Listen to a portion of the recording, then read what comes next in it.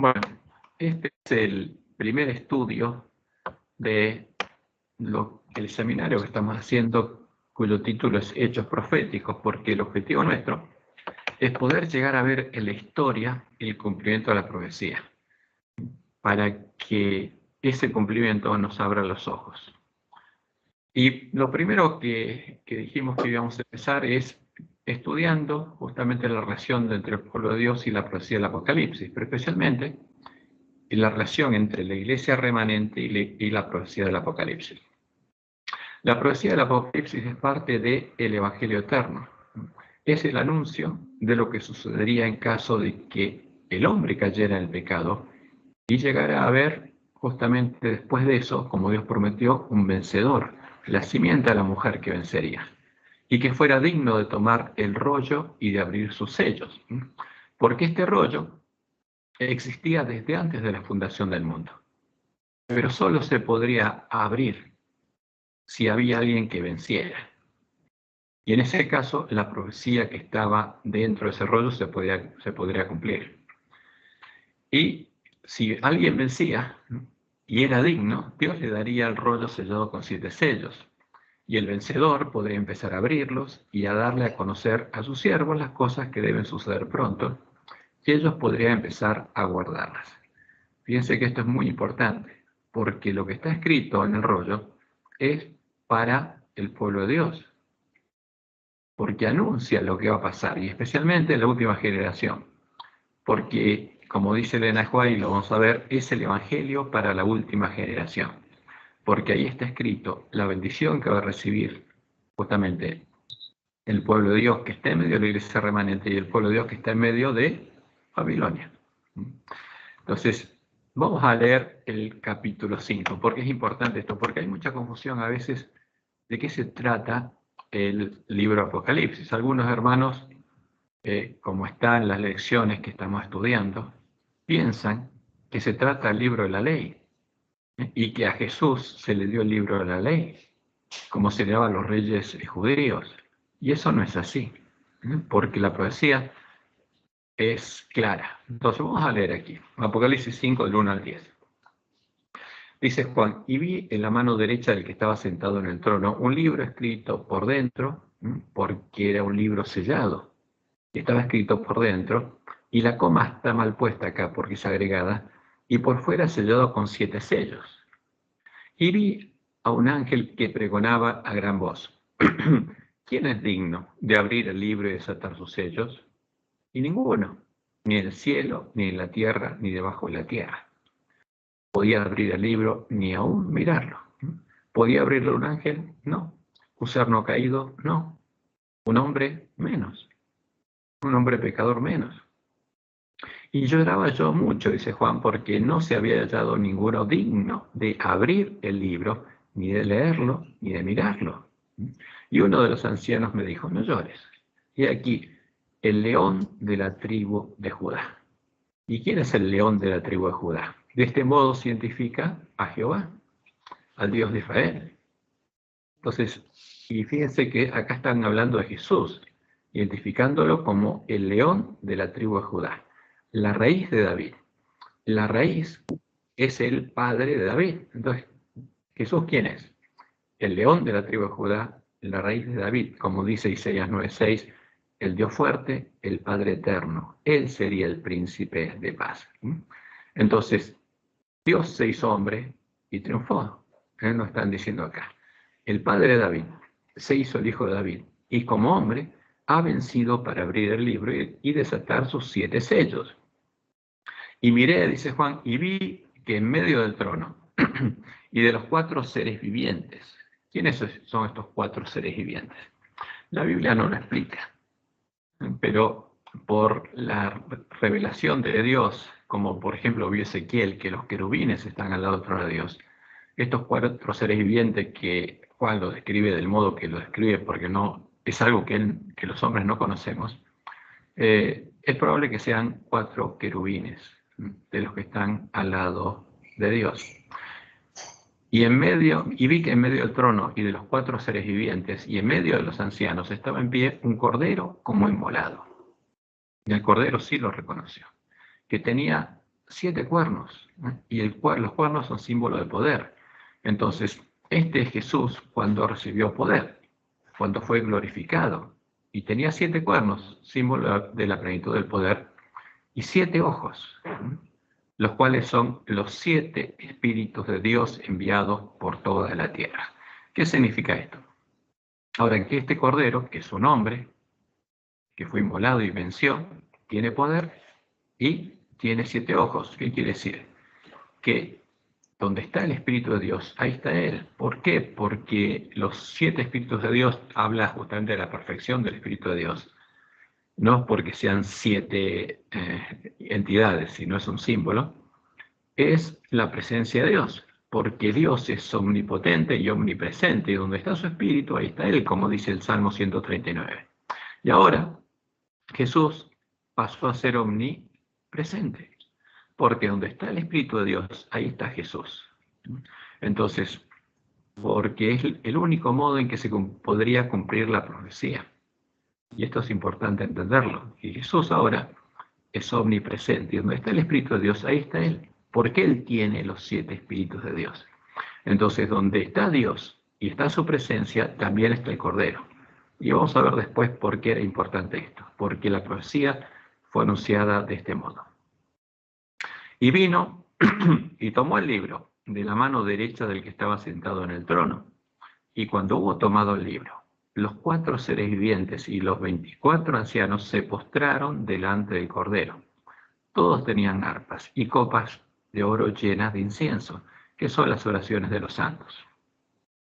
Y cantaban un cántico nuevo, diciendo, digno eres. ¿Se encontró alguien digno de qué? De tomar el libro y de abrir sus sellos, porque solo podría abrirlo el Mesías si triunfaba. Porque tú fuiste inmolado, y con tu sangre nos has redimido para Dios, de todo linaje, y lengua, y pueblo, y nación. Y nos has hecho para nuestro Dios reyes y sacerdotes, y reinaremos sobre la tierra. Entonces los que están diciendo esto, ¿quiénes son? Las primicias que llevó Jesús cuando resucitó, porque cuando Él resucitó, resucitaron con Él las primicias. En el día de las primicias, y Él las llevó a su Padre, y las presentó delante de su Padre. Y después de cumplir la profecía del día de las primicias, porque Él es la primicia, y junto con Él las otras primicias, como dice Pablo, volvió y estuvo con los discípulos 40 días explicándoles justamente lo que ellos no entendían. Les hizo entender las Escrituras para que comprendieran el Evangelio. ¿Y qué hace Jesús después de recibir el rollo? Lo empieza a abrir. Y fíjense lo interesante. Entonces vamos a Apocalipsis 6.1 y dice Juan, vi cuando el Cordero abrió uno de los sellos y oí a uno de los 4 seres vivientes decir con voz de trueno, ven y mira. ¿Por qué? Porque Jesús lo está abriendo ¿para qué? Para revelártelo. ¿No? Porque esa es la profecía del Apocalipsis que estaba sellada y Jesús la empieza a abrir para mostrártela. Esa es la revelación que Jesús le da a Juan. Le empieza a mostrar lo que está dentro del rollo. Esta es la revelación de las cosas que debían suceder después de que el Cordero de Dios venciera. La revelación que Dios le dio a Jesús y Él se le dio a Juan, para que nosotros pudiéramos leer, oír y guardar las palabras de la profecía y prepararle el camino a su segunda venida. Porque esta es la revelación de la tarea que tiene que hacer el pueblo de Dios para que Él pueda volver a la tierra. Y en Apocalipsis 1 al 3, Juan empieza justamente su descripción diciendo que esta es la revelación de Jesucristo que Dios le dio. Entonces, cuando Jesús fue glorificado, Dios le dio el rollo. Y como era para manifestar a sus siervos las cosas que deben suceder pronto, Jesús le empezó a abrir y a mostrarle a Juan. Y la declaró enviándola por medio de su ángel a su siervo Juan, que ha dado testimonio de la palabra de Dios y del testimonio de Jesucristo y de todas las cosas que ha visto. Y ahí vienen las palabras de Dios. Bienaventurado, una bendición, ¿para quién? Para el que lee y los que oyen las palabras de esta profecía y guardan las cosas en ella escritas, porque el tiempo está cerca. Entonces, el Apocalipsis, como dice Juan, es para manifestar a sus siervos las cosas que deben suceder pronto. ¿Por qué? Porque entre esas cosas están las cosas que ellos deben hacer. Tienen que guardar las cosas en ella escritas, cuando el tiempo de su cumplimiento estuviera cerca. Y en Apocalipsis 22:10 Jesús le dice a Juan, o el ángel le dice a Juan, y me dijo, no selles las palabras de la profecía de este libro, porque el tiempo está cerca. Porque cuando esa profecía se le dio a Juan, ya se estaban cumpliendo las palabras de la profecía, entonces tenía que quedar abierta para que el pueblo de Dios pudiera leerla y entenderla. Y especialmente para la última iglesia, para nosotros, como leemos en Apocalipsis 22, del 6 al 7. Y me dijo, estas palabras son fieles y verdaderas, y el Señor, el Dios de los espíritus de los profetas, ha enviado a su ángel para mostrar a sus siervos las cosas que deben suceder pronto. ¿Para quiénes? Para nosotros, para sus siervos. He aquí vengo pronto, dice Jesús. Bienaventurado el que guarda las palabras de la profecía de este libro. ¿Por qué? Porque la bendición va a ser para el que esté guardando las palabras, porque el que guarde las palabras de la profecía le va a preparar el camino de la segunda venida. Si no hay nadie que lee, oye y guarda las palabras, Jesús no puede venir. Porque esta profecía anuncia todo lo que tiene que pasar antes de que Jesús venga. Y ahí viene la pregunta para nosotros, adventistas del séptimo día. ¿Podríamos prepararle el camino a la segunda venida de Jesús si aún no leímos y no oímos las palabras de la profecía del Apocalipsis? ¿Podríamos empezar a guardarlas? Y la respuesta es clara, no. Por eso, como Dios le mostró en el Juan, nosotros deberíamos esforzarnos por llegar a entenderlas, para después poder dárselas a conocer a nuestros hermanos. Y vamos a leer algunas citas de Elena de White, porque son las instrucciones que Dios nos dio. Testimonios para los ministros, página 113, párrafo 3. El libro del Apocalipsis inicia con una orden a entender la instrucción que contiene, porque Dios nos manda a leerla. Bienaventurado el que lee y los que oyen las palabras de la profecía, declara Dios, y guardan las cosas en ella escritas, porque el tiempo está cerca. Entonces, el que quiere prepararle el camino a la segunda venida de Jesús, lo primero que tiene que hacer es buscar entender la profecía del Apocalipsis, porque tiene que leer y después tiene que entender, oír, para poder guardar. Y dice Elena, cuando como pueblo comprendamos, porque ella lo tenía muy claro, aún el pueblo adventista en su tiempo no había comprendido bien la profecía del Apocalipsis. Cuando como pueblo comprendamos lo que significa este libro para nosotros, se verá entre nosotros un gran reavivamiento. Entonces, ¿cuándo lo comprenderíamos? Justamente en la última generación, cuando se produciría ese gran reavivamiento. Y la próxima cita está en El Otro Poder, páginas 29 al 30, y ella dice, nuestra lección para el momento presente es cómo podemos entender, porque esa es la misión que Dios nos dio, leer para entender. Y después presentar más claramente el Evangelio que Cristo en persona le dio a Juan en la isla de Patmos, ese Evangelio que se presenta como la revelación de Jesucristo, porque como dice Elena, el Apocalipsis es el Evangelio para la última generación. Y ella dice, tenemos que leerla y después presentarla.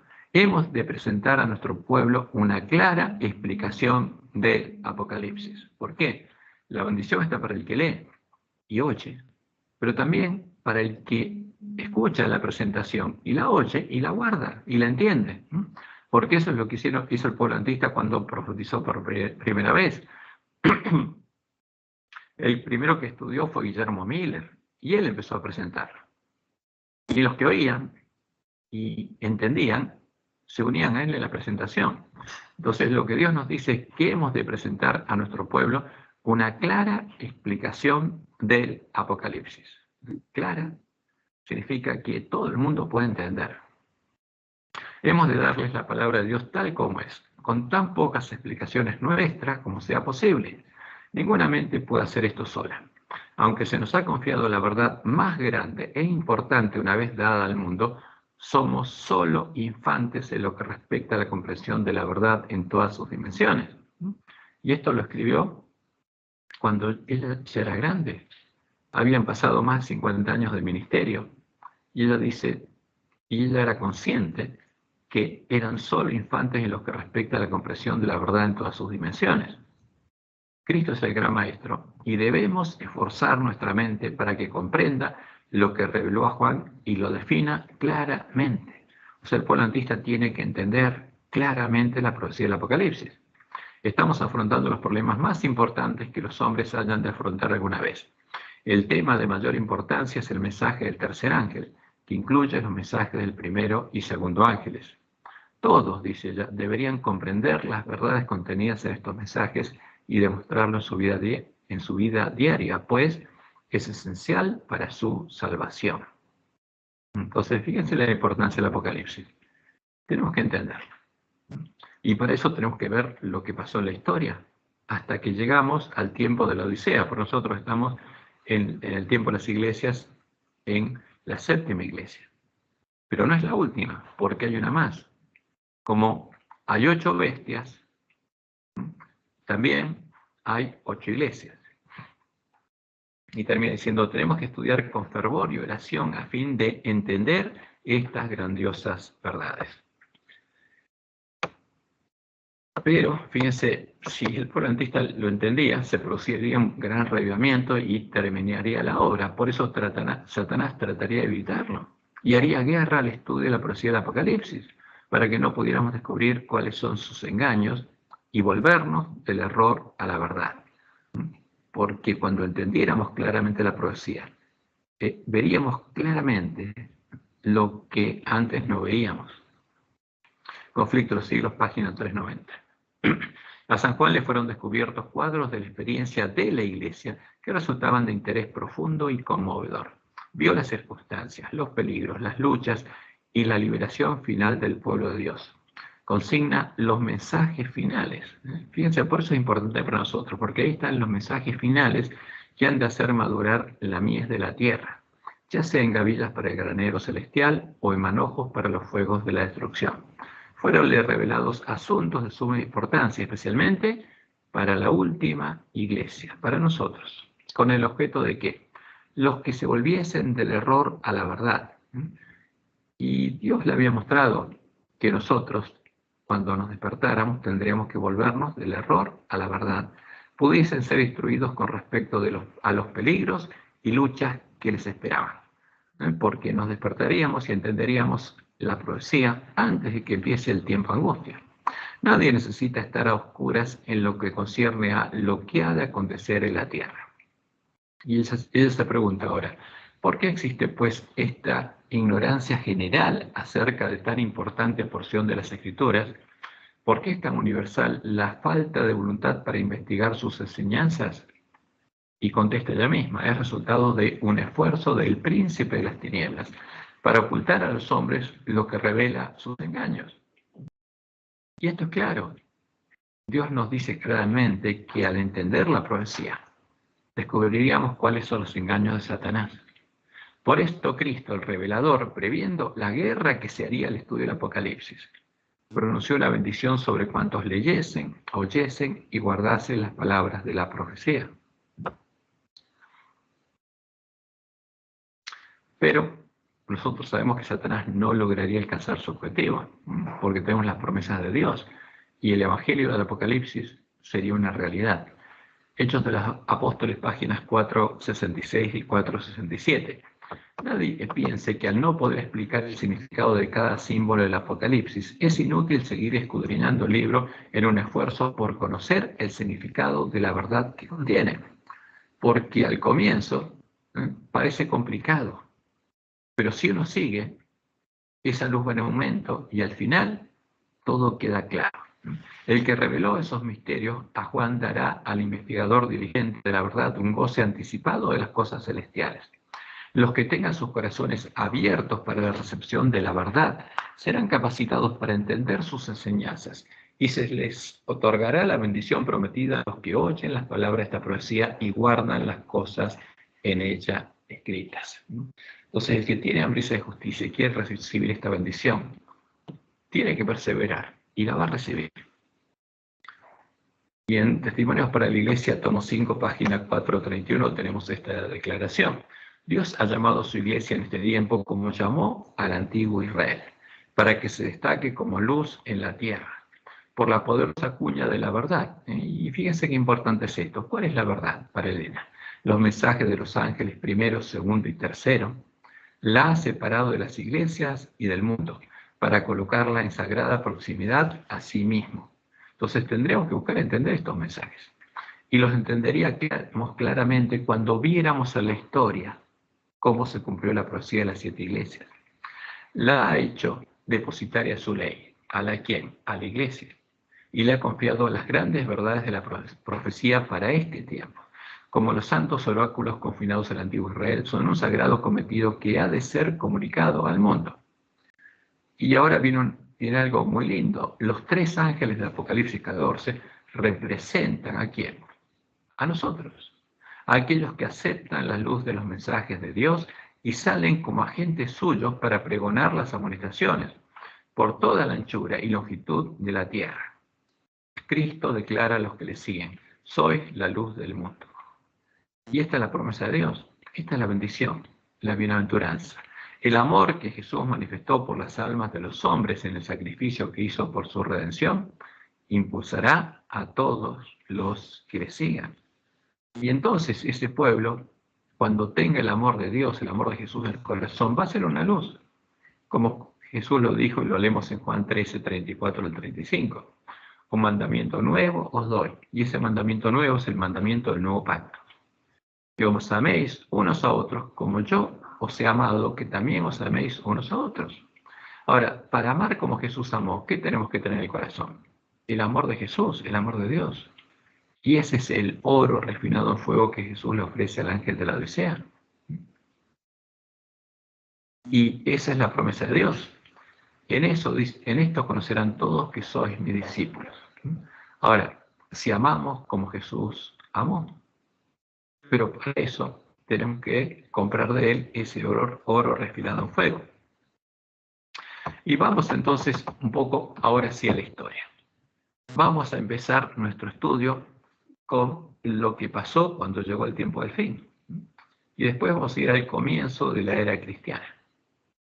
En la profecía del Apocalipsis se hace una mención especial a la Iglesia de la Reforma, a la Iglesia que a comienzos del siglo XVI, cuando Lutero encontró a los cadáveres de los 2 testigos encadenados en medio de la gran ciudad que se llama Babilonia, Sodoma y Egipto.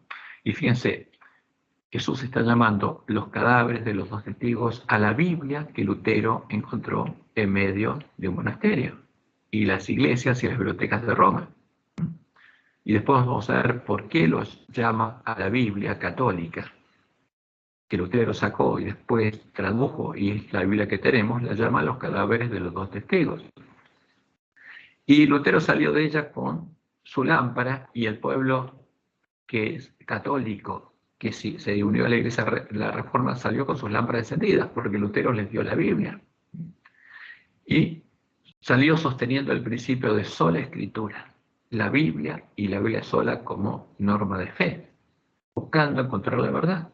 Y esta iglesia fue perseguida por el dragón y su mujer, hasta que fue ayudada por la tierra a la cual huyó, la tierra que tragó el río que el dragón había echado detrás de ella.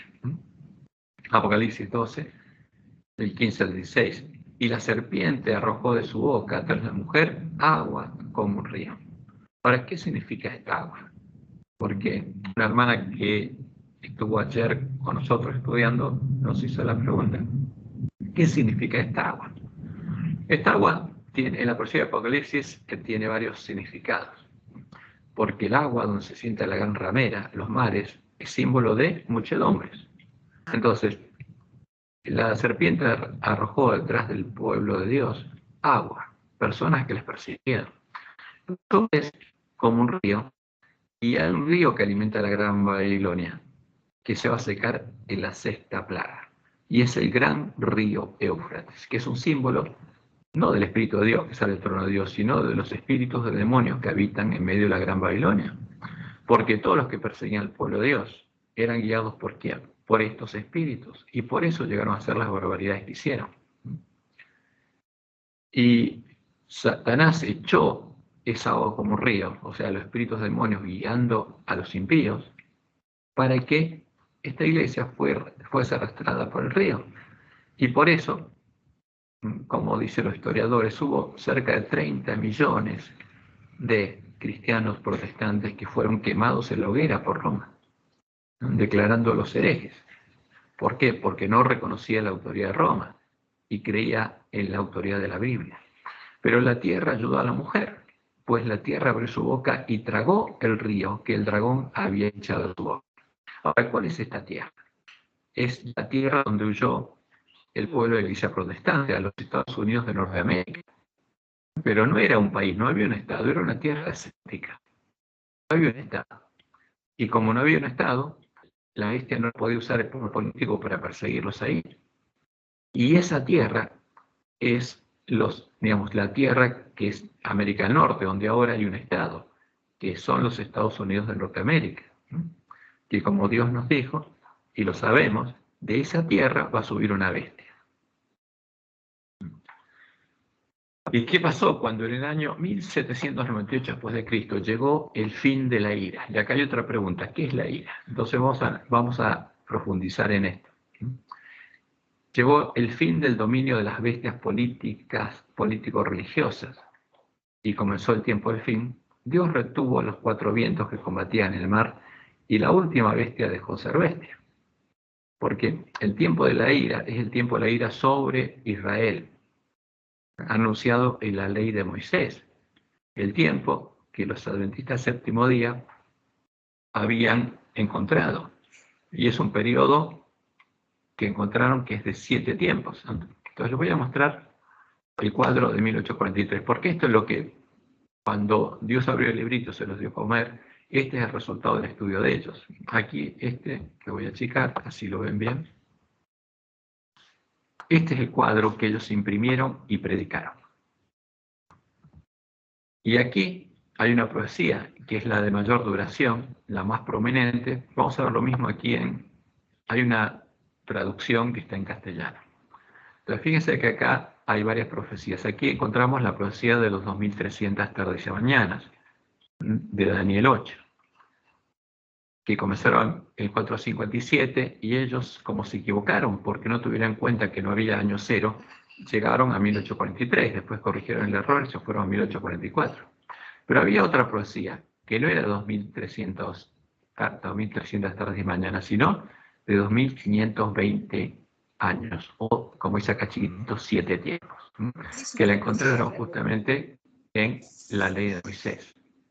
Y los 2520 años, como ellos pensaron que se comenzaban en el año 677 antes de Cristo, cuando Manasés fue llevado cautivo a Babilonia. Entonces, descontando los 2520 años, llegaban también a 1843. Ahora, ¿cómo llegaron a los 2520 años? Lo tenemos aquí a la derecha. 7 tiempos, de Levítico 20, 28 al 34, por 7 años, por 12 meses, 84 meses, por 30 días, 2520 años. Esta es la profecía de los 2520 años, que algunos de nuestros hermanos, especialmente los teólogos, dicen que es un error de Miller, que no es una profecía. Pero cuando uno empieza a estudiar la profecía, ve que no es un error de Miller. Es así. Y como está en el pasado, podemos verificar que se cumplió exactamente como Dios la había anunciado. Y ahora vamos a ver un poco eso. Vamos a estudiar esa profecía. Pero volvamos a aquí. Aquí, entonces. Entonces, cuando en 1728 llegó el fin de la ira, Dios retuvo los 4 vientos que combatían el mar e impidió que hubiera bestias. O sea que una región usaba el poder político para perseguir a su pueblo. Y la bestia romana dejó de existir. Su cuerno pequeño perdió el poder político, perdió su reino, que se partió en pedazos, porque el reino del cuerno pequeño era el reino romano, simbolizado en la imagen de Daniel 2 por las piernas de hierro. Y ese reino se partió en pedazos, en los pedazos representados por las muchas partes de los pies de la gran imagen de Daniel 2. Y la mujer ramera, en este caso la que sentaba sobre el monte romano, la mujer Jezabel, como la llama Jesús, dejó de estar sentada sobre un monte, sobre el poder de la bestia romana. Y el Papa fue llevado preso a Francia por el general Berthier, por orden de Napoleón y cesó la persecución a la Iglesia de Reforma. Y aquí tenemos en la bibliografía de Luis Alexandre Berthier lo siguiente. En estos meses de intensa actividad, a una orden de Napoleón, Berthier ordena apresar al Papa Pío VI y llevarlo como prisionero a Francia. Entonces, el Papa decía que tenía autoridad sobre todos los reyes y se enseñoreaba sobre todo, pero ahora se le quita la autoridad y es llevado preso. Hay un micrófono abierto, por favor, si se fijan, para que no se filtre el ruido. Aunque fue tratado con todos los honores, se lo privó de todo poder político. O sea, ¿qué tenía el Papa? Poder político. Siguió siendo Papa, siguió siendo un líder religioso, el líder religioso de la Iglesia Universal o Católica del Imperio Romano, pero perdió su poder político con un cuerno pequeño, así como de la escolta de su guardia suiza, que fue sustituida por los soldados de la República. El Papa moriría un año después, dejando vacante la sede pontificia. Esta actuación supuso el primer intento por parte de un Estado para destruir el poder político de la Iglesia. Entonces, ¿qué dicen? La Iglesia tenía poder político, por eso era bestia, porque no había separación entre Iglesia y Estado, y la Iglesia usaba el poder político ¿para qué? Para perseguir a los que ellas llamaban herejes. Como testimonio, el propio Berthier, que declaró entonces: toda autoridad temporal que emane del antiguo gobierno del Papa ha de ser suprimida, y éste no ha de volver a ejercer ninguna función semejante. O sea, se le quitó todo poder político por el cual se enseñoreaba sobre, no solamente sobre los reyes y sobre los pueblos, sino que usaba ese poder para perseguir al pueblo de Dios. Y se cumplió la profecía. El Papa perdió su poder político, y este es un hecho histórico, y claro. Y eso nos muestra que ahí llegó el tiempo al fin. Este es el primero de los hechos históricos que vamos a estudiar. La señal de los tiempos, que nos muestra la llegada del fin del tiempo de la ira, que había comenzado 2520 años, en año 723 a.C., cuando la bestia siria, el primer rey del norte, invadió el reino de Israel y, al terminar el tiempo de la ira, comenzó el tiempo del fin. Y leemos Daniel 8, 17 al 19. Vino luego cerca donde yo estaba, y con su venida me asombré y me mostré sobre mi rostro, pero él me dijo: entiende, hijo de hombre, porque la visión es para el tiempo del fin. Entonces, ¿qué le dice el ángel Gabriel a Daniel? Que lo que está viendo él, justamente Dios lo dejó para nosotros, para el tiempo del fin, para el pueblo adventista. Mientras él hablaba conmigo, caí dormido en tierra sobre mi rostro, y él me tocó y me hizo estar en pie y dijo: he aquí, yo te enseñaré lo que ha de venir al fin de la ira, porque la ira tenía que cumplirse, porque eso es para el tiempo del fin. ¿Qué quiere decir esto? Que había un tiempo de la ira, que había comenzado en un momento, el comienzo de la ira. Acá está el periodo de la ira, que como descubrieron los primeros adventistas era de 7 tiempos, y acá llegaba el fin de la ira. Y después venía el tiempo del fin. Entonces lo que a Daniel le iba a enseñar Gabriel es lo que va a pasar en el tiempo del fin. ¿Qué tenía que pasar en el tiempo del fin? Y es muy importante para nosotros, porque nosotros somos los responsables de que eso pase. Nosotros tenemos que guardar las palabras de la profecía. Ahora, ¿cuándo llegó el tiempo de la ira? Esta es la ira sobre Israel. Es como en Daniel 9, del 11 al 14, en la oración de Daniel, él está reconociendo, porque leyó la ley de Moisés y se dio cuenta que la ley decía que cuando ellos en las tierras, estuvieran en las tierras de los enemigos, y hubiera pasado un tiempo en el cual la tierra de Israel tenía de que descansar, porque ellos no la habrían dejado descansar, y se acordarán de Dios y clamarán a Él, y confesaran sus pecados, Dios los restauraría. Y entonces Él empieza a orar confesando sus pecados. Dice: todo Israel traspasó tu ley, apartándose para no obedecer tu voz, por lo cual ha caído sobre nosotros la maldición y el juramento que está escrito en la ley de Moisés, siervo de Dios, porque contra él pecamos. El tiempo de la ira está definido en la ley de Moisés, y es el tiempo de la ira sobre el pueblo de Israel. Ahora, ¿qué pasaría cuando llegara el fin de la ira? Vendría lo que nuestros hermanos adventistas conocían, el tiempo de reunión, porque Dios prometió hacer algo con el pueblo de Israel. porque la ley de Moisés está vigente, como Jesús, ni una jota ni un tilde cambiará de la ley, y hay una promesa de Dios para el pueblo judío, y la tiene que cumplir. Y ahí aparece el pueblo adventista. Por justamente la primera mención del pueblo adventista en la Biblia está en la ley de Moisés. Y ahí se identifica el rol que va a tener el pueblo adventista en la restauración del pueblo judío. Ahora, pero vamos, esto es lo que Daniel dice, y después cuando el pueblo, después de la orden del 457, el pueblo, el judío, vuelve a Jerusalén para reedificar los muros y terminan de reedificarlos, en Nehemías 9, del 30 al 32, está lo que los levitas, justamente, que habían participado esa obra, dijeron y anunciaron, le dijeron al pueblo. Y dicen ellos, les soportaste por muchos años y les testificaste con tu espíritu por medio de tus profetas, pero no escucharon, por lo cual los entregaste en manos de los pueblos de la tierra. O sea, quedaron en poder de las bestias, porque cuando ellos estaban hablando, ya había pasado Siria, ya había pasado Babilonia, estaba en el tiempo de Medo-Persia. Pero dice, el tiempo de la ira, ¿cuándo vino? Quedamos en manos de la tierra desde los días de los reyes de Asiria hasta este día, porque el tiempo de la ira vino en el tiempo de Asiria, como Dios lo había anunciado. Y ya había pasado Asiria, había pasado Babilonia, estaba en el tiempo de Medo-Persia, Artajerjes había dado la orden de reedificar Jerusalén y habitarla, y después vendría Grecia y Roma, porque habría 5 reyes del norte, 5 bestias dominarían durante el tiempo de la ira. Y vamos un poquito a ver qué tenemos por aquí.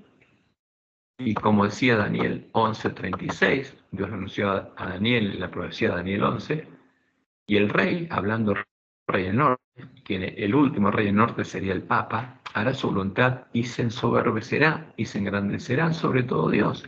Y contra el Dios de los dioses habrá maravillas, porque no adora al Dios de la Biblia.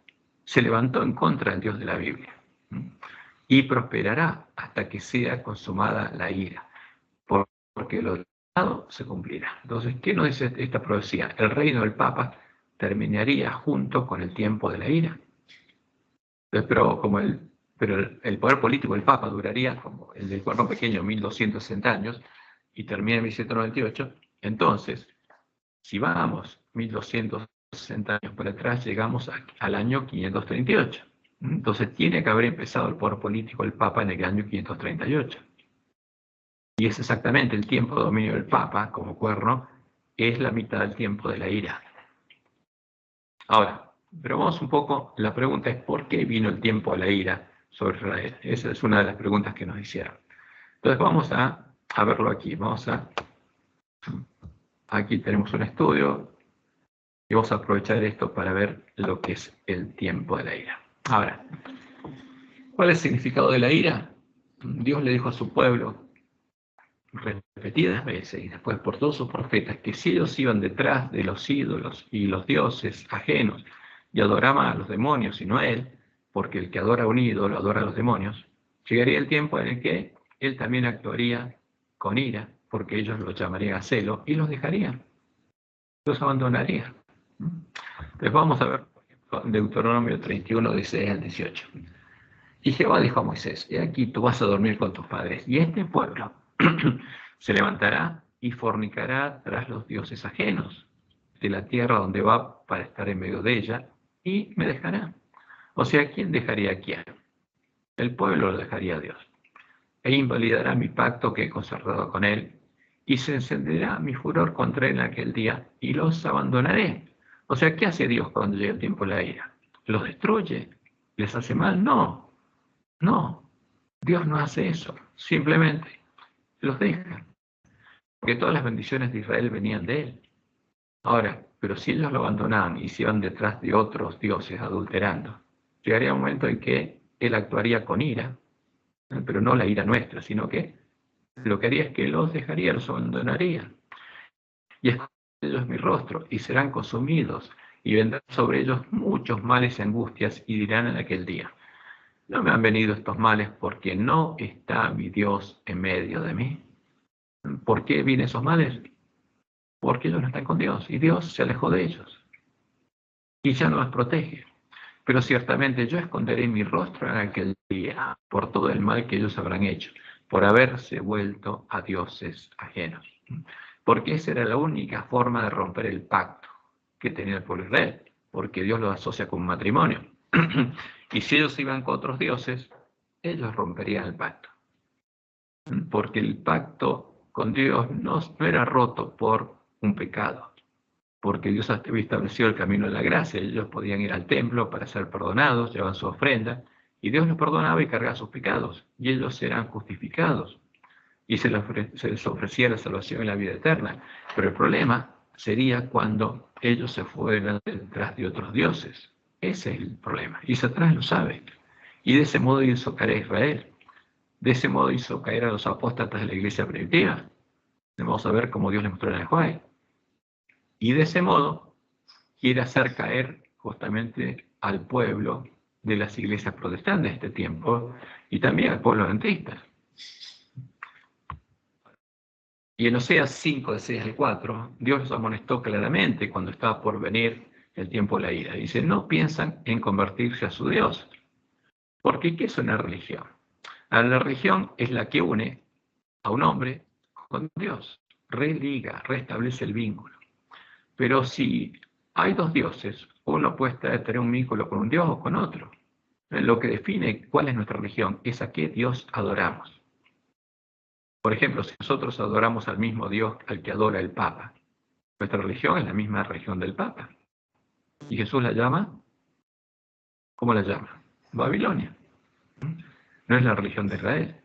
Pero el pueblo de Israel fue amonestado por Dios a volverse a Él, a convertirse, a que se vuelva a Él.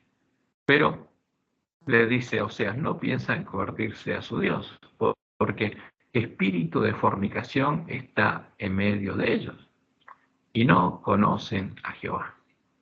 La soberbia de Israel les mentirá en su cara.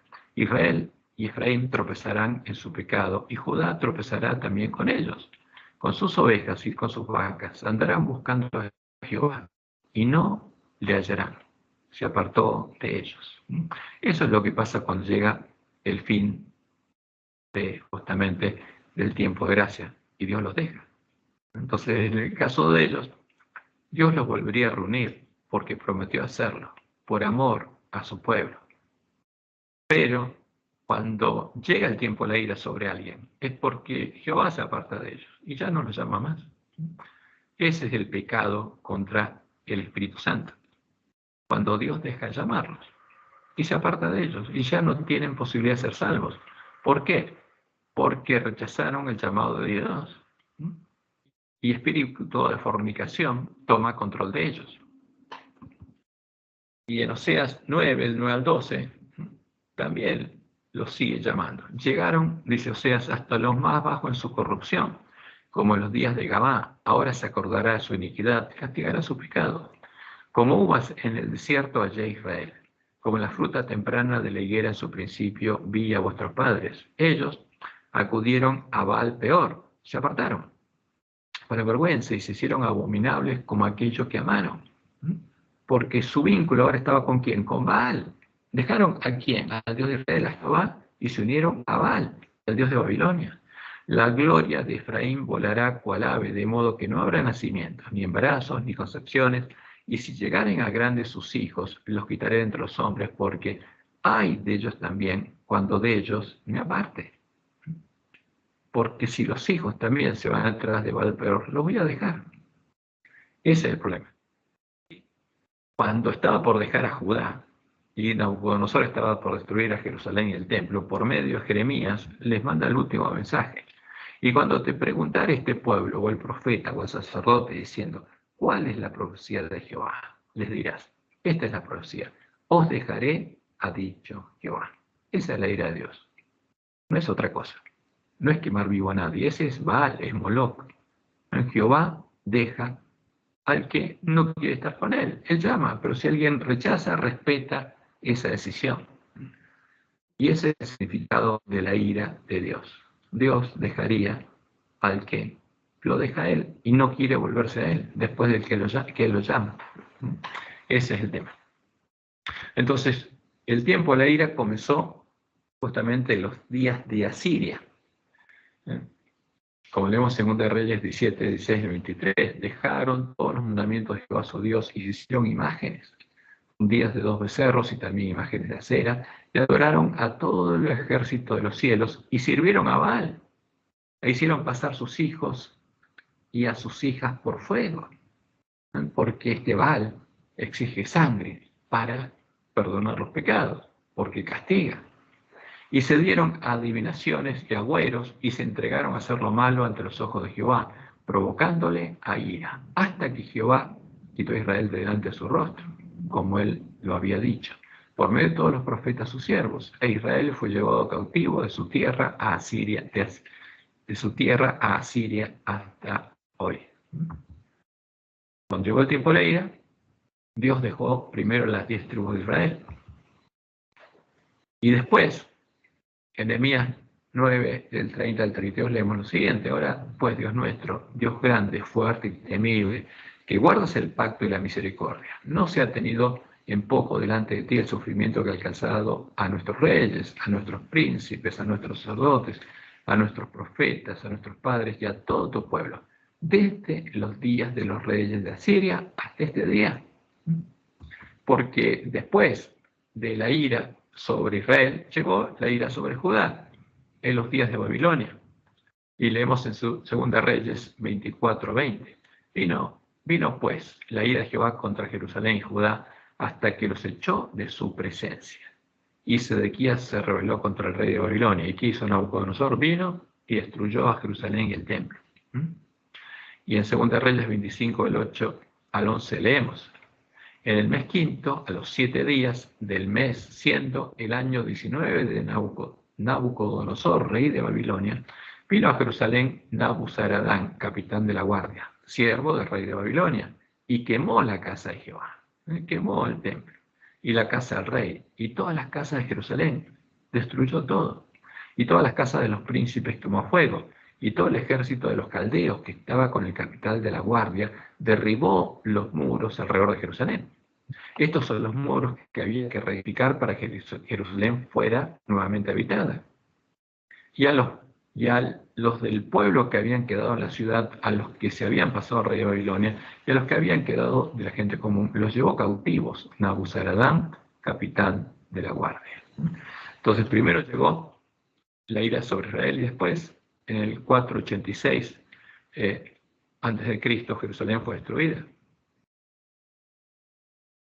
El fin de la ira llegaría al fin del reinado de la bestia romana, o como era conocida por los romanos, el oikumene. A ver, ¿por qué el nombre oikumene? ¿Por qué ecumenismo? Porque el ecumenismo es el símbolo del reino de la bestia que quiere unir. Por eso llamó ecumenismo a la unión de todas las religiones, porque él quiere gobernar sobre ellas y unir las partes del Imperio Romano. Ese es el objetivo del Papa, para volver a reinar sobre todo el mundo. Entonces, Daniel 7, 23 y 25 dijo así: la cuarta bestia será un cuarto reino en la tierra, el cual será diferente de todos los otros reinos, y a toda la tierra devorará, trillará y despedazará. Y los 10 cuernos significan que de aquel reino se levantarán 10 reyes, y tras de ellos se levantará otro, el cual será diferente de los primeros, y a 3 reyes derribará. Entonces, de la bestia romana se levanta el cuerno pequeño, y hablará palabras contra el Altísimo, y a los santos del Altísimo quebrantará, porque este es el que va a asesinar al pueblo de Dios, y pensará en cambiar los tiempos y la ley, y serán entregados en su mano hasta tiempo y tiempos y medio tiempo. Entonces, el cuerno pequeño sería rey político por tiempo, tiempos y medio tiempo, exactamente la mitad del tiempo de la ira. Y como leemos en Daniel 11:36, prosperaría ¿hasta cuándo? Hasta que sea consumada la ira, porque lo terminado se cumplirá. Exactamente así se cumplió. Entonces el tiempo de la ira llegó en el 723 a.C. En el 538 tomó el poder político el cuerno pequeño, y en 1798 llegó el fin del tiempo de la ira y el fin del reinado del cuerno pequeño. Ahora, ¿de dónde sale el 723? Y después de eso, justamente estamos en tiempo del fin, porque fíjense, nosotros estamos aquí simbólicamente. Entonces, todo lo que está a la izquierda es historia, historia profética ya pasó. Y hacia adelante, lo que queda es profecía. Por eso nosotros, si ponemos en una línea de tiempo todos los periodos proféticos y todos los eventos que ocurrieron, vamos a entender dónde estamos ubicados y cuáles son las señales y los periodos que quedan por delante. Ahora vamos a ver por qué el 723.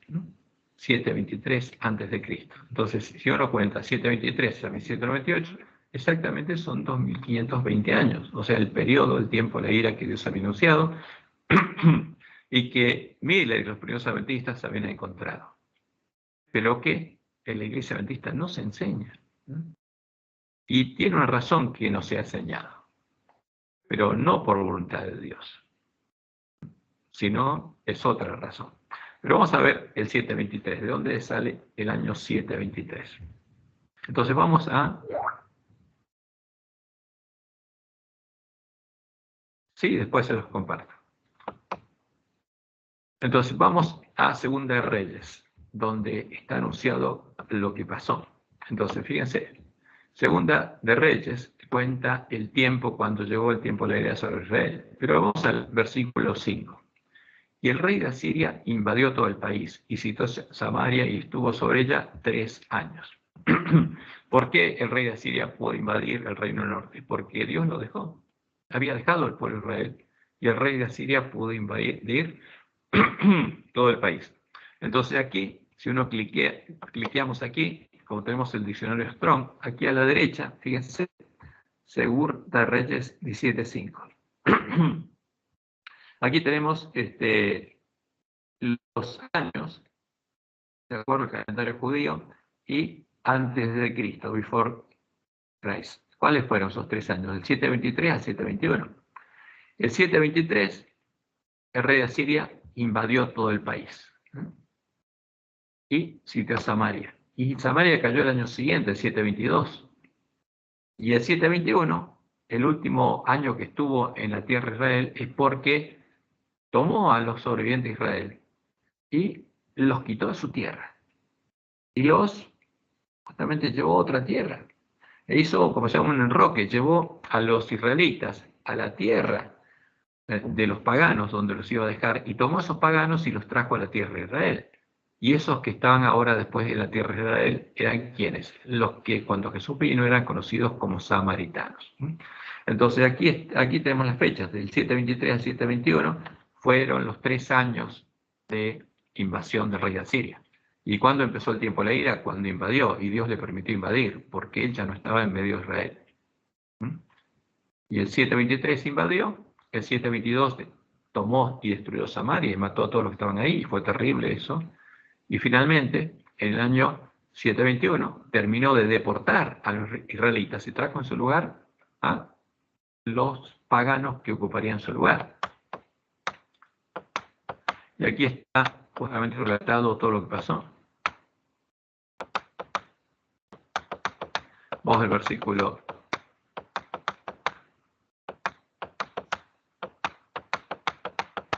23. Por ahí relata todo lo que Dios hizo amonestándolos. Hasta que Jehová quitó a Israel de delante de su rostro, como él lo había dicho por medio de todos los profetas sus siervos. Israel fue llevado cautivo de su tierra a Siria hasta hoy.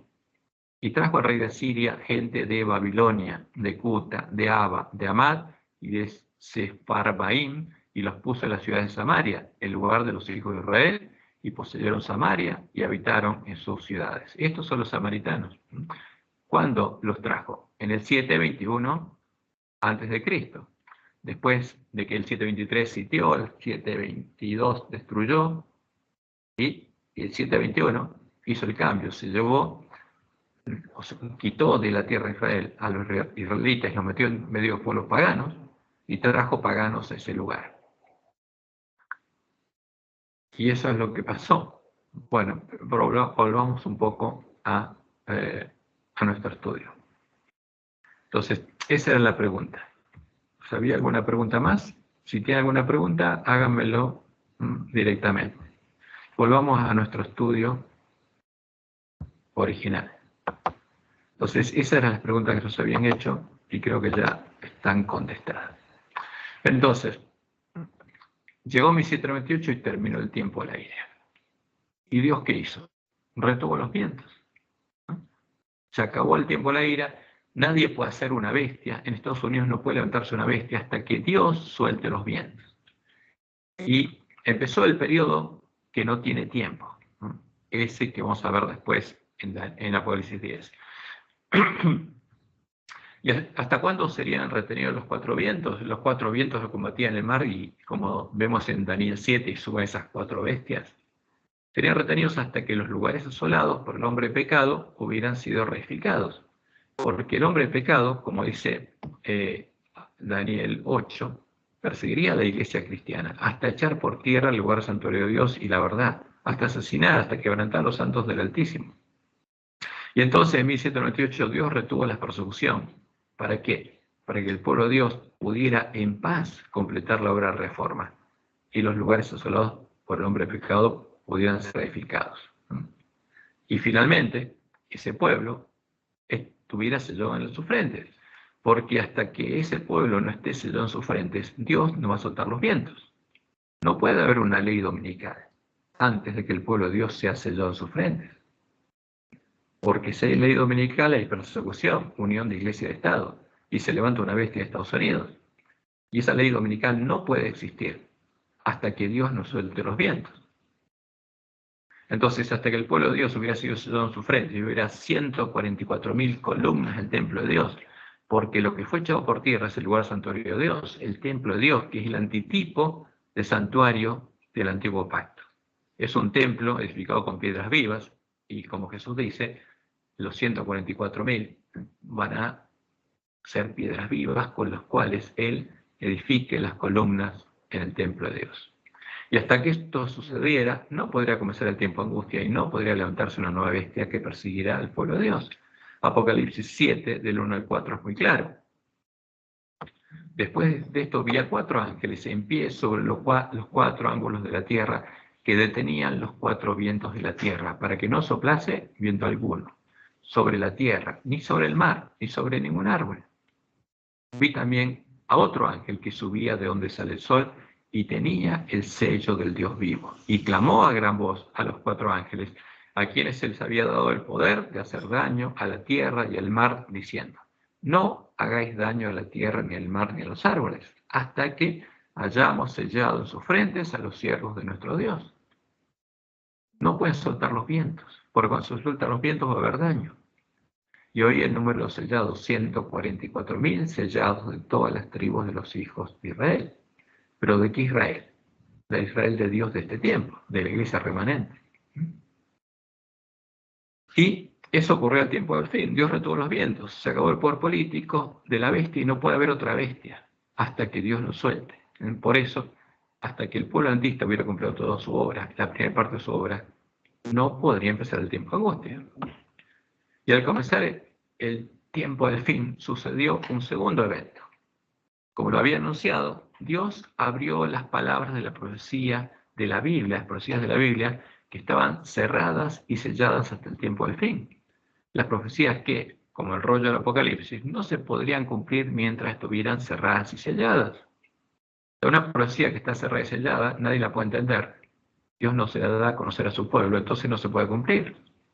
Recién se pueden cumplir cuando son abiertas y el pueblo las entiende.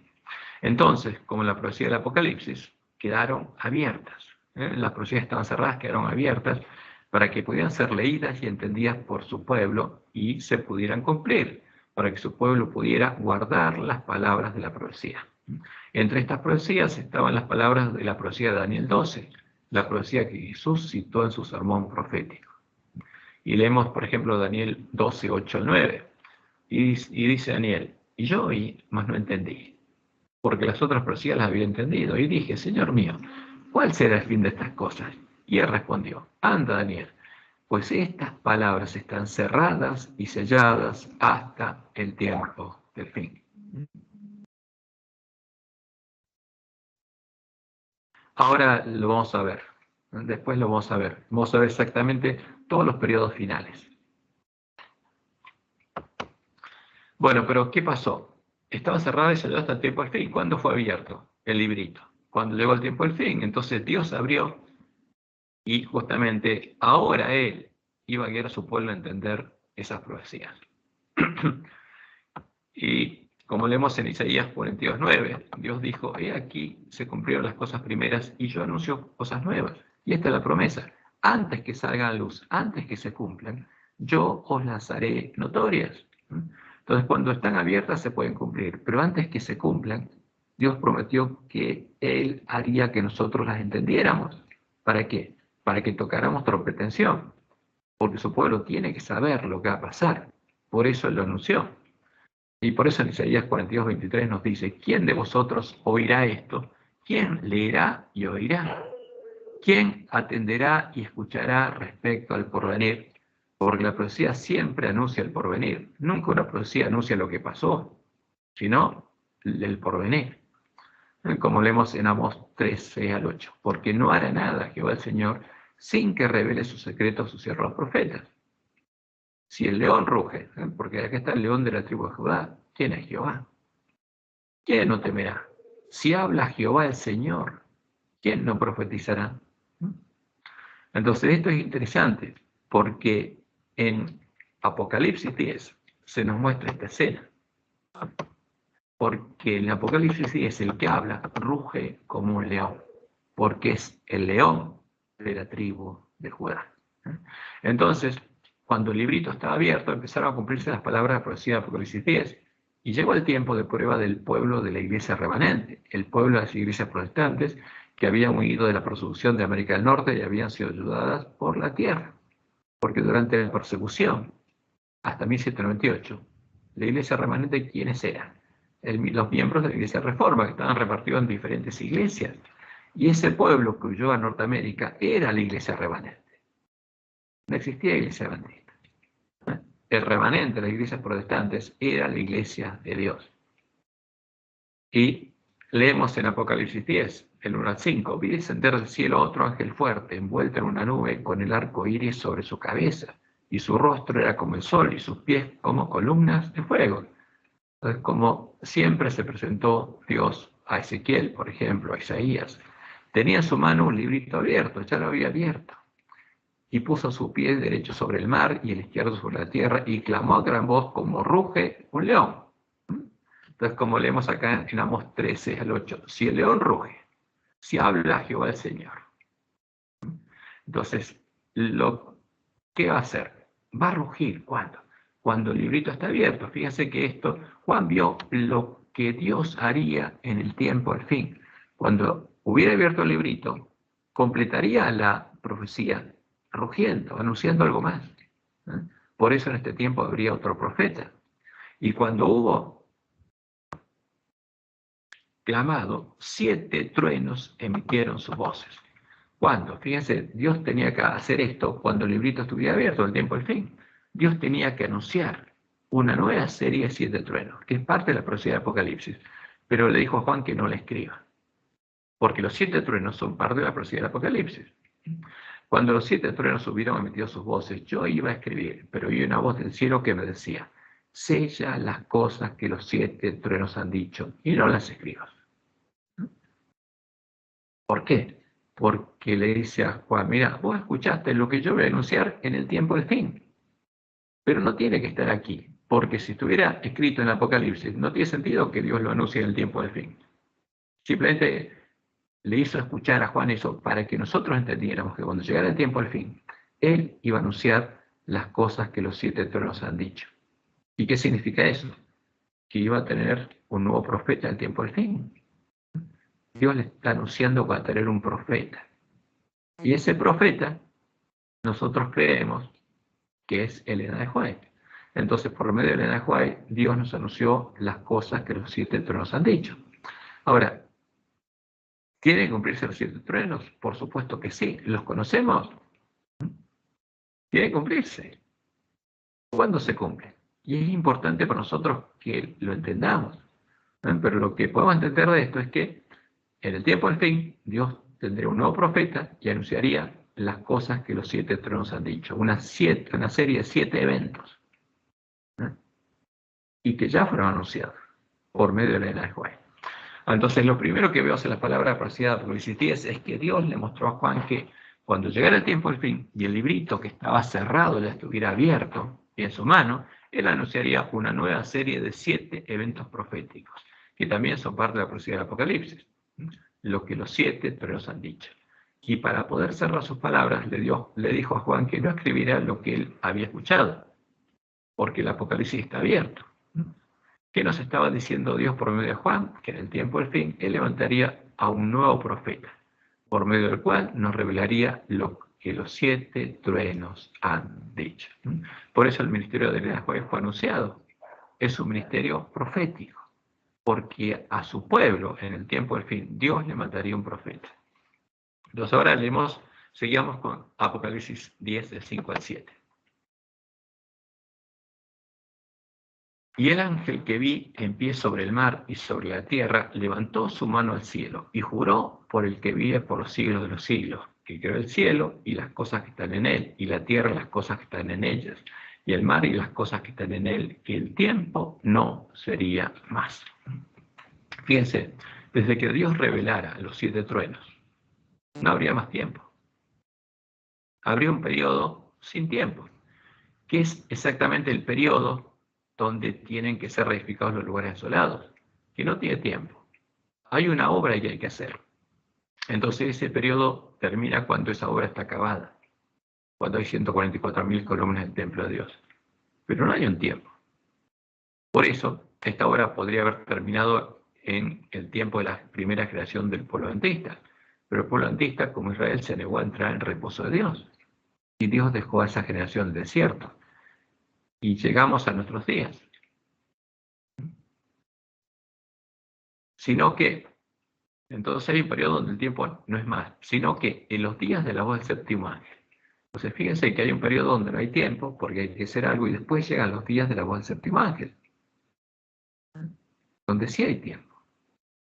Cuando él comience a tocar la trompeta. Entonces, ¿qué quiere decir? Los días de la voz del séptimo ángel son cuando empieza a sonar la trompeta, cuando empieza la batalla. Los días de la voz del séptimo ángel son los días de la predicación del fuerte pregón. El misterio, pero cuando uno se fija en el original, dice el silencio de Dios, en vez de se consumará, se acabará. Porque llega el día de Jehová y Dios va a actuar. Como él lo anunció a sus siervos los profetas. ¿Qué quiere decir? Que los días de la voz del séptimo ángel están anunciadas por medio de los profetas. Y cuando uno estudia la profecía y la pone línea sobre línea, se da cuenta que estos días son los que Jesús dijo que iban a ser acortados.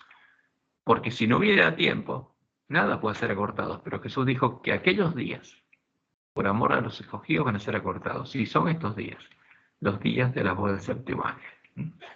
Luego, y ya lo vamos a estudiar, no se preocupen. Luego nos revela que desde ese momento habría un periodo donde el tiempo no sería más y duraría hasta que llegaran los días de la voz del séptimo ángel. Los días que ya habían sido anunciados por medio de sus siervos profetas y como Jesús lo anunció, serían acortados. Como lo veremos, este tiempo indefinido es el tiempo que habría desde que las 10 vírgenes salían a recibir al esposo, desde 1844, porque ahí terminan las 2300 tardes y mañanas, hasta que el pueblo de la iglesia remanente hubiera sido sellado en sus frentes y llegara el día de Jehová. Entonces ya vimos 2 eventos. Ahora vamos al tercer evento. El tercer evento es que Dios le daría a comer el librito abierto a su pueblo, para que su pueblo pudiera profetizar por primera vez las palabras del librito. Entonces, ¿esta profecía se cumplió? Sí se cumplió, ya se cumplió. Y leemos en Apocalipsis 10, del 8 al 10. La voz que oí del cielo habló otra vez conmigo y dijo, ve y toma el librito que está abierto. O sea, ¿cuándo nos iban a dar a comer el librito? Al tiempo del fin, porque ya estaría abierto. En la mano del ángel que está en pie sobre el mar y sobre la tierra. Y fui al ángel, diciéndole que me diese el librito. Y él me dijo, toma y cómelo. O sea, léelo, entiéndelo, cómelo. Y te amargará el vientre, pero en tu boca será dulce como la miel. Cuando lo comas te vas a poner contento. Entonces tomé el librito de la mano del ángel y lo comí. Y era dulce en mi boca como la miel. Pero cuando lo he comido, amargó mi vientre. Y esto es lo que ocurre con el pueblo adventista. Pero no era el pueblo de una iglesia separada de las iglesias protestantes. Era el pueblo, porque este librito Dios se lo dio a comer a todo el pueblo de las iglesias protestantes. Y los que lo comieron, ¿qué pasó? Algunos aceptaron y salieron a recibir al esposo. Y de ese modo Dios separó a las 10 vírgenes de la parábola. En las 10 vírgenes que al tiempo al fin estarían esperando al esposo. Entonces, otro evento que ya se cumplió, es histórico esto. Y el cuarto evento, el tercero, es que Dios se los da a comer, y justamente guía a Miller a empezar a entender la profecía. Miller entiende ese mensaje profético, pero no lo entiende bien. Por eso le amargaría el vientre. Y el mensaje profético que predicó el pueblo antista, que fue dulce su boca como la miel, fue este mensaje. Y este es un mensaje interesante. Ahora, lo interesante es lo que hizo Miller. Lo vamos a explicar para que veamos ver todo completo. Aquí está el cuadro de 1843. Y lo interesante es que aquí pusieron línea sobre línea todas las profecías que ellos entendieron. Ahora, si se fijan a la izquierda, lo voy a agrandar. Aquí a la izquierda hay una línea de tiempo. Esto es 700 antes de Cristo, 600, 500. Y si vamos a ver, no, con esa no, tengo que ir con esta. Si vamos bajando, nos vamos acercando aquí al tiempo de la muerte de Jesús, y después viene el tiempo después de Cristo. Entonces es una única línea de tiempo donde trataron de poner en este cuadro todas las profecías que conocían. Y que tiene varios errores, que después lo vamos a ver. Y llegaban ¿hasta cuándo? Hasta 1843. Y entonces en 1843 terminaba el tiempo, no habría más tiempo. Ellos pensaban que el reino eterno de Dios sería establecido. O sea, Jesús vendría y la tierra sería purificada. Entonces este es el cuadro de 1843. Entonces, ¿qué pasaría? En 1843 sonaría la séptima trompeta y Jesús vendría y los llevaría con él al cielo. En 1843 sufrieron el primer chasco. Después, estudiando, se dieron cuenta que había un error y pasaron la fecha para 1844. Pero ellos esperaban que viniera la primavera de 1843, después la primavera de 1844. Tampoco vino. Y finalmente, en agosto de 1844, hicieron ellos llamaban un camp meeting, o sea, una reunión de campo donde empezaron a estudiar la profecía, y ahí fue un hermano nuestro, judío, Samuel Snow, y él vino corriendo. Ellos cuentan que llegó corriendo en un caballo. ¿Por qué? Porque tenía una noticia que darles. Él se había acordado que para los judíos el día de la expiación caía el día 10 del mes séptimo, y ese día caía ese año el 22 de octubre de 1844. Y ahí hubo un despertar y empezaron a predicar que Jesús ahora sí venía, pues sabían el día exacto, porque el día de la expiación era el 22 de octubre de 1844. Pero llegó el 22 de octubre y ¿qué pasó? Sufrieron un gran chasco. Pero antes de que eso pasara, por predicar el mensaje adventista, habían sido expulsados de sus iglesias, habían sido perseguidos y golpeados. Esas iglesias actuaron del mismo modo en el que actuó Roma. ¿Y qué había pasado en esas iglesias? Habían sido infiltradas por lobos vestidos de ovejas. Y para impedir la predicación del mensaje adventista, hicieron perseguir a ese pueblo, porque ellos estaban predicando otra doctrina, otra profecía en esas iglesias. La profecía que en este tiempo predica el falso profeta. Y después también lo vamos a ver, pero volvamos a nuestro estudio. Entonces, la pregunta es, ¿se cumplió esta profecía cuando Guillermo Miller empezó a predicar su mensaje profético entre las iglesias protestantes de los Estados Unidos, anunciando que al fin de las 2300 tardes de mañana se produciría el regreso de Jesús, y cuando llegó el tiempo del anuncio de la profecía sufría un gran chasco? Y sí se cumplió, porque ese es el único evento que podemos decir que cumple con todas las palabras de profecía, y es corroborado por el posterior llamado de Dios Elena de White para poder revelarnos lo que los 7 truenos han dicho. Porque cuando pasó eso, Dios llamó un profeta. Y eso nos muestra que el pueblo adventista es el pueblo de la profecía. Además, este evento también cumple con el anuncio de la profecía de Jesús en su sermón profético sobre las 10 vírgenes que tomando sus lámparas salieron a recibir al esposo. Y ahí empezó la historia de las 10 vírgenes. Y ellos a su vez habían interpretado mal esta profecía. Y después la comprendió. Elena White llegó a comprenderla. Como decía Mateo 25:1, entonces, el reino de los cielos será semejante a 10 vírgenes que tomando sus lámparas salieron a recibir al esposo. ¿Y qué pasó? Y tardándose el esposo, abrió una tardanza, cabecearon ¿cuántas? Todas. Y todas se durmieron. Y ese es el pueblo adventista, que tendría que pasar por esa experiencia. Guillermo Miller y los primeros adventistas no habían completado la obra de la Reforma, arrastraban muchos errores doctrinales, porque estaban mezclados las vírgenes salieron de todas las iglesias protestantes, y todas esas iglesias estaban llenas de errores, y cometieron muchos errores en su interpretación profética, y por eso el librito les amarró el vientre. Por esa causa, no se dieron cuenta de que en 1844, cuando se cumplieron 2300 tardes y mañanas, desde que en el año 457 a.C. fuera dada la orden para reedificar y habitar Jerusalén, los lugares que había asolado la Babilonia de Nabucodonosor, Dios le daría a su pueblo la orden de reedificar los lugares asolados por la Babilonia espiritual. Y retendría los vientos hasta que esa obra estuviera hecha. Esa es la razón por la cual el librito les amorró el vientre a todos los que creyeron en su mensaje adventista. Por eso Dios les mostró en el White que ellos debían completar la obra de la Reforma y deshacerse de todos los errores heredados de los paganos y los papistas antes de que los lugares asolados pudieran ser reedificados. Leemos en Daniel 8 del 10 al 12. Y se engrandeció hasta el ejército del cielo, hasta el ejército del cielo, del reino de los cielos, porque el reino de los cielos se había acercado. Y la iglesia de Cristo era el reino de los cielos en la tierra, y Dios estaba reinando en ese reino. Y parte del ejército de las estrellas se echó por tierra y las pisoteó. El ejército de las estrellas son los ángeles de las iglesias, la iglesia de Cristo. Y a ellos, a los santos del Altísimo, quebrantó y los asesinó. Aún se engrandeció contra el príncipe de los ejércitos, contra el primogénito entre muchos hermanos, contra el príncipe de paz. Y por él fue quitado el continuo. Y quitó el continuo, la obra que Jesús hacía en el lugar santuario de Dios. Y el lugar santuario fue echado por tierra. O sea, no echó por tierra el santuario que está en el cielo.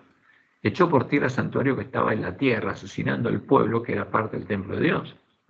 Como nosotros, Dios nos va a hacer columna en su templo, y nunca vamos a salir de ahí. Este pueblo era parte del templo de Dios. Y lo echó por tierra asesinando al pueblo de Dios, al pueblo conocido a su Dios.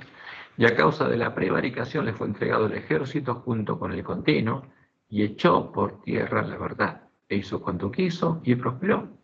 O sea, una vez que asesinó al pueblo de Dios, nadie conocía la verdad.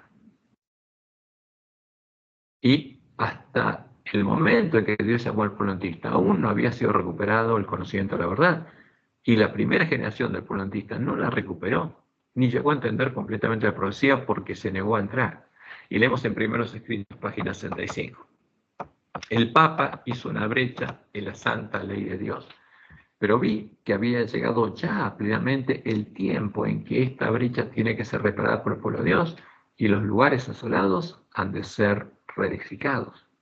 O sea, cuando el pueblo adventista recuperara el conocimiento de la verdad, sería reedificado el lugar del santuario de Dios, porque el pueblo adventista sería hecho parte de ese templo y sería hecho finalmente columna en el templo de Dios. Entonces, la primera orden fue en el 457 a.C., que es el tipo. Ahí comenzaron los 2300 tardes y mañanas. Primero las 70 semanas, y en la última, al comienzo de la última fue vivo Jesús, a la mitad fue muerto. En el año 34 es la muerte de Esteban. Y después de las 70 semanas, Jerusalén fue destruida. Y como decía la profecía de Daniel 9, después de la destrucción de Jerusalén vino el desolador. Entonces el desolador no destruyó la Jerusalén física, la destruyó el ejército romano. El desolador echaría por tierra el lugar santuario de Dios, a los miembros de la iglesia primitiva.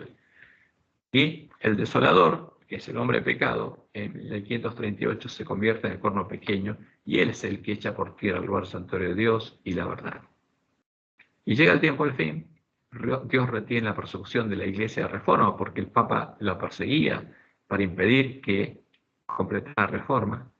Y retiene los vientos y le da a comer a su pueblo el librito abierto. En 1844 separa a las vírgenes. Y a partir de este momento, el tiempo no sería más.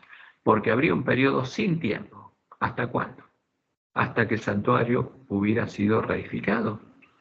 Hasta que hubiera columnas en el templo de Dios. Y entonces llegaría el tiempo de la batalla, los días de la buen séptimo ángel. Y esto ocurriría en el tiempo del fin. Y en 1844, cuando se paró el Adventista, Dios le empezó a revelar a Elena White qué había pasado. Había llegado el tiempo en el que Dios nos había dado la orden de recuperar el conocimiento de la verdad para que los lugares asolados puedan ser reedificados y para que nosotros podamos ser hechos columnas en el templo de Dios. Y una de las herramientas sería estudiando la profecía y viendo lo que pasó en la historia, entendiendo la profecía de las 7 iglesias. Y esto es lo que Dios le mostró a ella. Dijo mi ángel acompañante, han quedado nuevamente chasqueados en su expectación. La profecía del tiempo de la ira empieza con Asiria, como lo vimos recién. Ahora después, si tenemos tiempo, vamos un poco a ver las bestias. Porque la primera cabeza del dragón no es Asiria, tampoco es Babilonia, es Egipto. Pero eso lo vemos, si nos queda un ratito de tiempo, ustedes quieren ganar, lo vemos. Pero vamos a terminar esta parte. Entonces, ¿qué le dijo Dios a Elena White? ¿Qué le mostró? Dijo mi ángel acompañante. Han quedado nuevamente chasqueados en su expectación. Jesús no puede venir todavía a la tierra. ¿Por qué? Porque hay una tarea que hacer, la profecía de Apocalipsis se tiene que cumplir. Hay que leerla, oírla y guardarla. Y el pueblo adventista no comprendía todavía la verdad. Ellos tienen que soportar mayores pruebas por él. Deben renunciar a tradiciones y errores recibidos de los hombres y volverse por completo a Dios y a su palabra. ¿Qué significa esto? Tienen que deshacerse de los errores y tener una fe pura. Volverse por completo a Dios y su palabra. Tienen que completar la reforma. Tienen que seguir estudiando la Biblia para deshacerse de los errores. Deben ser purificados, emblanquecidos y probados. Los que soporten esa amarga prueba obtendrán la victoria eterna. Y después Dios le muestra en forma seguida esto, que está ahora en la página 249. Dice Elena, vi que estos que aguardaban no habían sido todavía probados como debían serlo. No estaban exentos de errores. O sea, ¿qué pasaba con el pueblo adventista? Estaba lleno de errores. No habían recuperado el conocimiento de la verdad, simplemente habían salido a predicar que Jesús venía, pero tenían que completar la reforma. Y vi la misericordia y bondad que Dios manifestaba al mandar a los habitantes de la tierra una amonestación y mensajes repetidos para inducirles a escudriñar diligentemente su corazón y a estudiar las Escrituras, a fin de que pudieran despojarse de los errores que habían transmitido a los paganos y los papistas. Cuando Roma echó por tierra la verdad, dejó solo la mentira. Y Lutero era un monje romano. Y cuando encontró la Biblia se empezó a dar cuenta de algunos errores y empezó a despojarse de sus errores, pero esa obra no había terminado. Y el pueblo adventista tiene que terminarla. Mediante estos mensajes, Dios ha estado sacando a su pueblo a donde pueda Él obrar en su favor con mayor poder y donde puedan ellos guardar todos sus mandamientos. Porque el pueblo adventista no lo estaba guardando. Porque él entendía cuáles eran los errores que había heredado y que él creía que era verdad. Y por supuesto, en el tiempo del fin se daría cuenta. Como lo estamos viendo en nuestro estudio del libro de Hebreos, los lugares asolados por los gentiles son el antitipo del templo de Jerusalén y el tabernáculo del santuario del desierto. Porque no sé si alguno de ustedes tuvo la oportunidad de escuchar o ver los estudios que estuvimos haciendo y estamos haciendo sobre la elección, pero Sí, muchos se están volviendo al papado. Las iglesias protestantes ya se unieron a puntos comunes de doctrina con Roma, lo que Dios había dicho, pero hay que mostrarle al pueblo antista lo que pasó. Lo vamos a ver. Y vamos a ver cuáles son esos puntos comunes de doctrina. Pero ¿qué pasa con el santuario? El lugar santuario de Dios fue echado por tierra. ¿Por qué? Porque como Dios le mostró en Ahuay, en la segunda visión del santuario, la puerta está abierta. Ellos pensaban que la puerta del lugar santo se había cerrado. No, está abierta y a ellos se le permitió entrar. Y se le mostró que todos los enseres que hay aquí son símbolos de el pueblo que entra, de los que entran.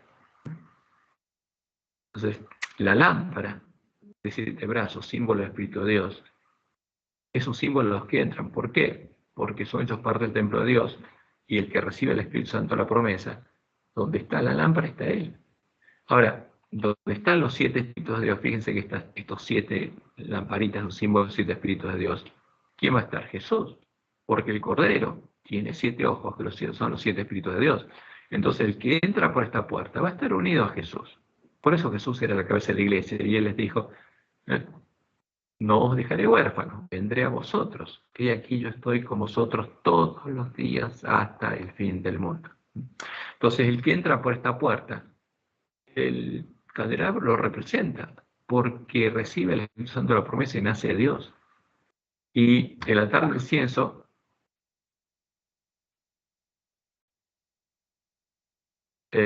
ahora les voy a mostrar, cuando terminemos esto se los muestro.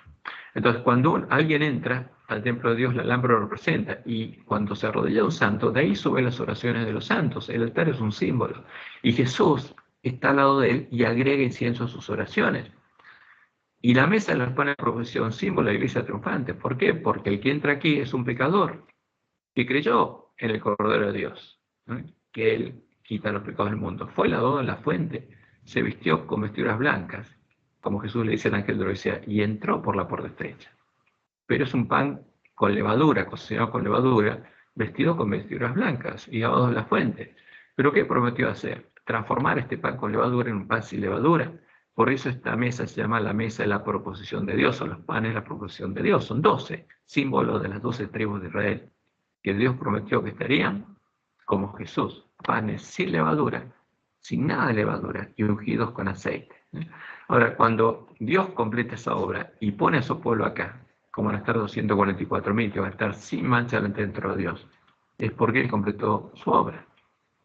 Y ese pueblo es hecho parte de la iglesia triunfante. Ahora, por eso tenemos que entender el santuario. Es lo que Dios le dijo a Elena de Joel. Los que esperaran pacientemente comprenderían lo que para ellos era un misterio. Y los que encontraran a Jesús podrían entrar por esta puerta, porque Dios dijo claramente que ellos no habían encontrado el verdadero Jesús, no habían encontrado la puerta estrecha, tenían que seguir buscando. ¿Y lo encontraríamos? Por supuesto que sí. ¿Y veríamos la diferencia? Sí. Entonces, cuando uno comprende lo que pasó en la historia, ahí puede ver y entender muchas cosas. Pero el verdadero Jesús no lo encuentra en la historia, tiene que buscarlo en la palabra de Dios. Entonces, como ocurrió en el tiempo de la reedificación de Jerusalén, justamente este templo es el que tiene que ser reedificado, que es el antitipo del templo de Jerusalén. El objetivo del príncipe de este mundo y de sus siervos era impedir que esta obra fuera completada. Y aquí tenemos una cita que está en Testimonios para los Ministros, páginas 50 y 51. En el mundo existe solamente una iglesia que esté actualmente en la brecha reparando el muro, reedificando las ruinas. ¿Cuándo escribe esto? 50 años después de que Dios llamó al pueblo antista. Las otras iglesias no, habían sido tomadas por el príncipe de este mundo, es lo que Dios le mostró a ellos. Porque habían apostatado y habían rechazado a Dios. Y cuando persiguieron al pueblo antista, negándose y prohibiéndoles predicar el mensaje que Dios les daba, se manifestó lo que pasaba con ellos. El mundo entero está lleno de odio hacia los que proclaman que la ley de Dios está en vigencia. Y la iglesia leal a Jehová, fíjense, así identificaba Elena a la iglesia adventista. Porque el Dios que había llamado a la iglesia adventista no era el Dios de Roma. ¿Era quién? Jehová. Para ella era Jehová. La iglesia leal a Jehová debe sostener un conflicto no común. Porque no tenemos lucha contra carne y sangre, sino contra principados, contra potestades, contra los gobernadores de las tinieblas de este siglo, contra huestes espirituales de maldad. Porque Satanás sabía que si el pueblo adventista completaba su obra, iba a tener un gran problema. Entonces todas las huestes espirituales de maldad y todos los siervos del príncipe de este mundo pusieron su foco ¿dónde? En el pueblo adventista. Porque tenían y tienen que impedir que el pueblo adventista comprenda la verdad y se prepare.